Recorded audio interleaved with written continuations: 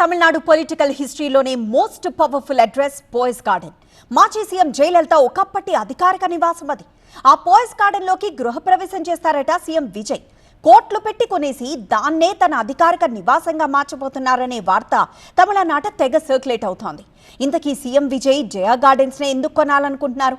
Sudden గా thought ఎందుకు వచ్చింది అన్నట్లు పోయస్ గార్డెన్ కి దగ్గరలోనే రజనీకాంత్ ఇల్లు కూడా ఉంది.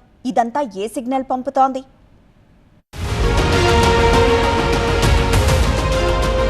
తమిళనాడు సీఎంగా బాధ్యతలు స్వీకరించినప్పటి నుంచి విజయ్ పాలనలో తనదైన శైలిని చూపిస్తున్నారు. పక్కా సీఈఓలా ఉదయం 10 గంటల నుంచి సాయంత్రం 6 గంటల వరకు సచివాలయంలోనే ఉంటూ ఫైళ్లు క్లియర్ చేస్తున్నారు. ఈ క్రమశిక్షణ ఇప్పుడు చెన్నై ప్రజలకు కాస్త ఇబ్బందిగా మారింది. ప్రస్తుతం విజయ్ చెన్నై శివార్లలోని నీలాంకరి నివాసంలో ఉంటున్నారు. ఇక్కడ నుంచి రాజాజీ రోడ్డులో ఉన్న సెక్రటేరియట్ కు దాదాపు 18 కిలోమీటర్ల దూరం ఉంటుంది. పీక్ అవర్స్ లో సీఎం కాన్వాయ్ వెళ్తుండటంతో నిత్యం భారీగా ట్రాఫిక్ నిలిచిపోతోంది.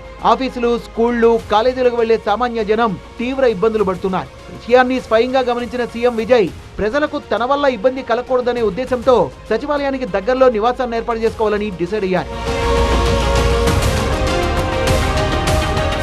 తనుంటోన్న ఇంటిని మార్చాలని భావిస్తున్న సీఎం విజయ్ కన్ను తమిళనాడు రాజకీయ చరిత్రకు కేర్ ఆఫ్ అడ్రస్ అయిన పోయస్ గార్డెన్ పై పడింది. దివంగత మాజీ సీఎం జయలలిత నివాసమైన వేద నిలయాన్ని కొనేందుకు విజయ్ ఆసక్తి చూపిస్తున్నట్టు తెలుస్తోంది. బంగ్లాను జయలలిత వారసురాలు మేనకోడలు దీప నుంచి సుమారు 350 కోట్ల రూపాయల భారీ డీల్ తో దక్కించుకోవడానికి చర్చలు సాగుతున్నట్లు తమిళనాట వినిపిస్తోన్న టాక్. దానికి గతంలో గ్రీన్ లైన్స్ లోని ఎడప్పాడి పళనిస్వామి ఇల్లు లేదా మాజీ మంత్రుల క్వార్టర్స్ లోకి విజయ్ వెళ్తారని ప్రచారం జరిగింది. కానీ పోయస్ గార్డెన్ అయితే సెక్రటేరియట్ కు కేవలం 8 కిలోమీటర్ల దూరంలోనే ఉంటుంది. అక్కడికి మారితే ట్రాఫిక్ సమస్యలు దాదాపుగా తగ్గిపోతాయి. ఈ 350 కోట్ల రూపాయల డీల్ కు సంబంధించి ఇటు విజయ్ టీం నుంచి గానీ ఇటు దీప తరపు నుంచి గానీ ఎలాంటి అధికారిక ప్రకటన రాలేదు. ఒకవేళ విజయ్ కనుక పోయస్ గార్డెన్ కు షిఫ్ట్ అయితే అది తమిళ రాజకీయాల్లో సరికొత్త సమీకరణాలకు దారితీసే అవకాశం ఉంది. ఎందుకంటే అదే ఏరియాలో సూపర్ స్టార్ రజనీకాంత్ కూడా ఉంటున్నారు.